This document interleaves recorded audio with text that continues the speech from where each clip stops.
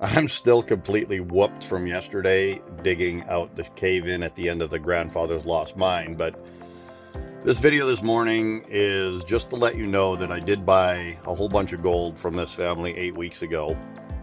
It was newly discovered stuff, and a lot of people have been asking me, hey, do you have any crystals that I can prepare? Do you have any that I can play with myself? And I do actually have some from this property. And what I did is I've done what I call partial preparation on them. And that is that I've done the most dangerous part, which is the acid treatment.